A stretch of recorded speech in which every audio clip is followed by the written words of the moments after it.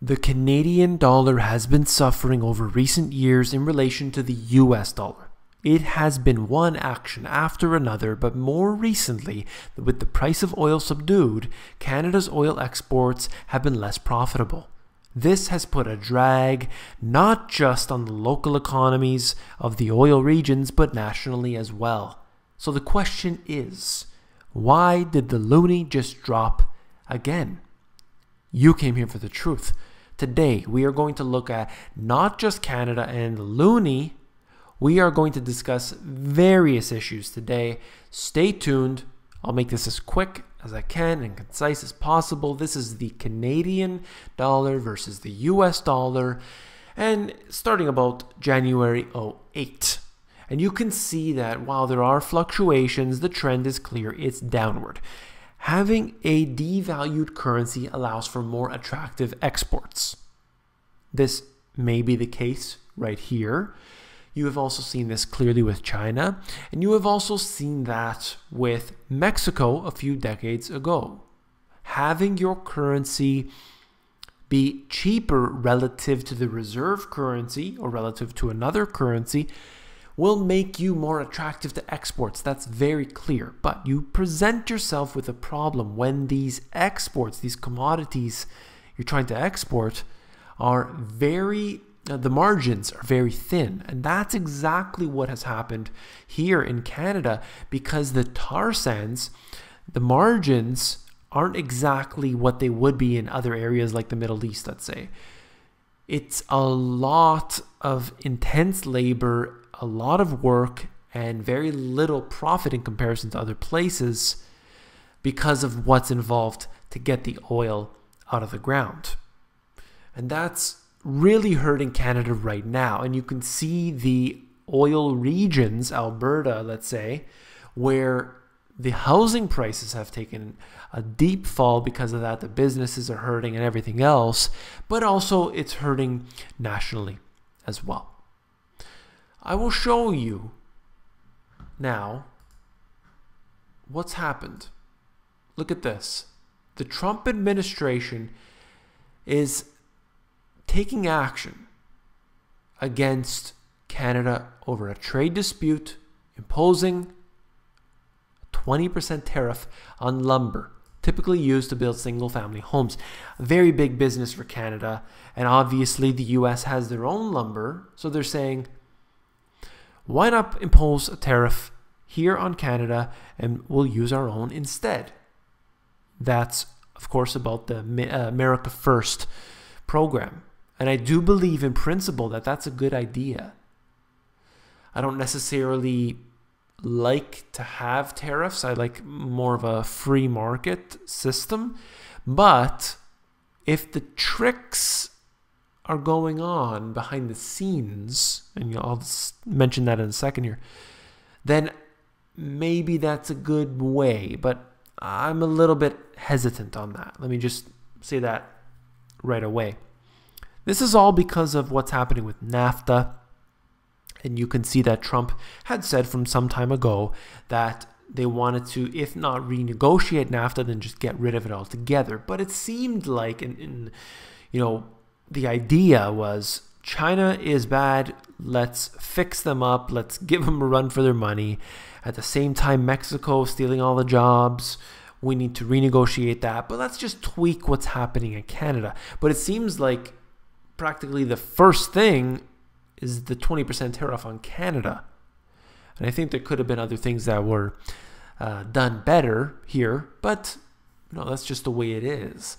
This is going to hurt Canada yet again because another major export is being affected.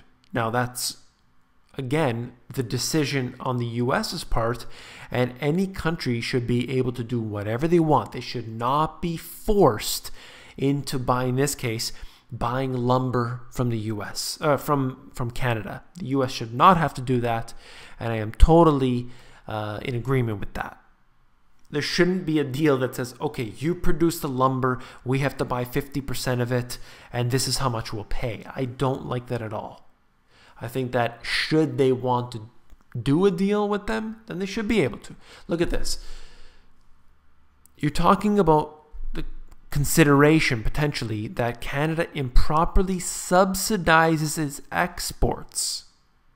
So what is this all about? Well, this next article out of the Wall Street Journal talks about it. The U.S. lumber industry filed a complaint to the Commerce Department alleging that Canadian lumber is unfairly dumped or sold at less than market value into the U.S. market, and Canada heavily subsidizes its timber industry, offering Pacific Coast producers access to wood from government-owned land at below market prices. I don't know if it's happening personally. If it is, this is obviously the individual Canadian is subsidizing that price, bringing it down so that it could sell it, so that it can make money on it. It's so silly when the government intervenes. You just want to smack your forehead at how stupid this is sometimes. Anyway, there's more in this article here. Although timber is a wonderful subject, I think I'll move on. You know where I'm going with this. So let me get onto some other topics. Google's parent Alphabet becomes a second $600 billion company.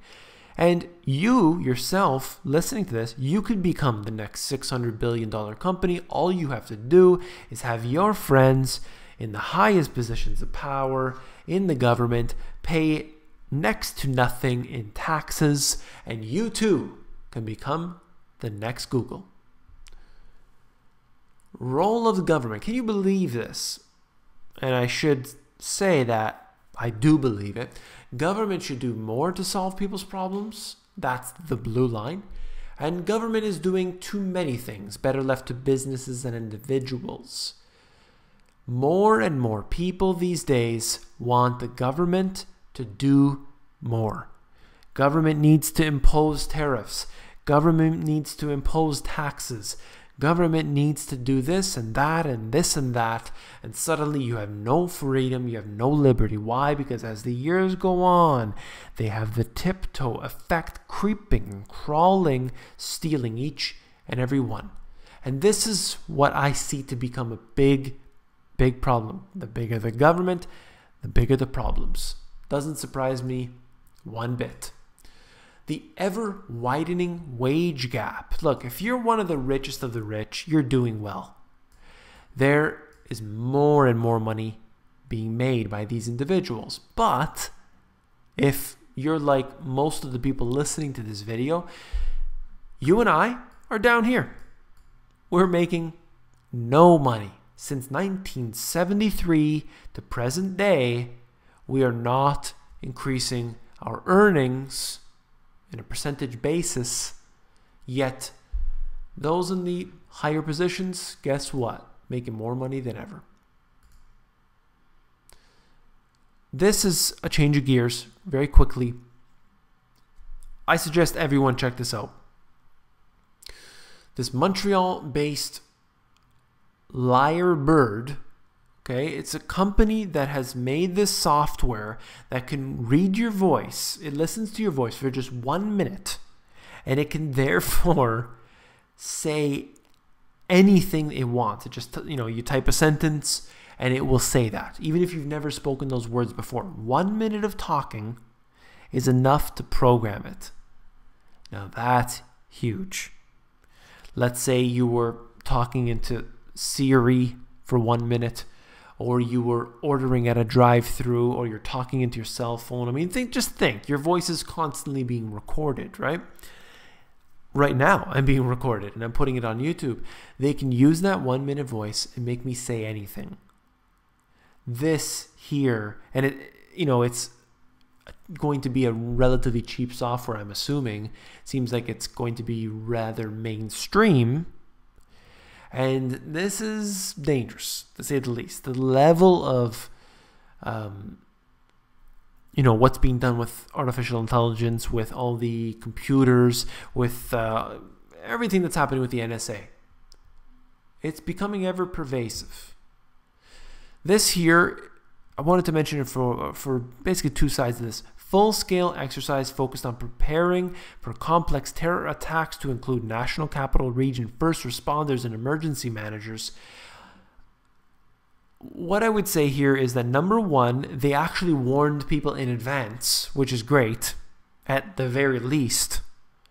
A lot of these tests that they do, they just go onto the streets. They have black choppers coming in low. People are getting freaked out. They're calling 911. 911 doesn't know what the hell's going on. The police show up. They don't know what's going on. Nobody's talking to each other, and they purposely do it because they want to see how the teams start reacting. And then simultaneously, I see this as preparations for what is probably at some point going to happen, whether we have a civil war, whether we have martial law. I believe that this is all in preparation for that. There's so many documents that show this, that they are in fact preparing for it. Whether or not they intend on implementing it, I don't know that, but they're preparing for it. That's clear. So this is just another example of that. And last but not least, I wanted to end off with this. Doesn't it say it all? This guy is screwed. Your taxes, lobbyists, propaganda, contributions, pressuring Congress to implement more laws, and of course the government grows and grows. That means more taxes. Your taxes. That's the way it goes. Okay. Now I just wanted to finish off with one point. As I said in the previous video, YouTube is doing some sort of, I would call it censorship to some degree anyway. And as such, I've decided to make a little bit of modifications to my YouTube channel. You can see that this video had many topics, but I chose the one that would be, let's just say, a little more light-hearted. I'm going to try to do that more often. We'll see how it goes.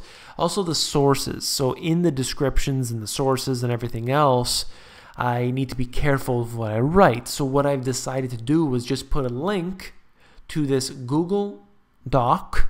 Anybody can see this doc. You just go to it. It'll bring you directly to the page.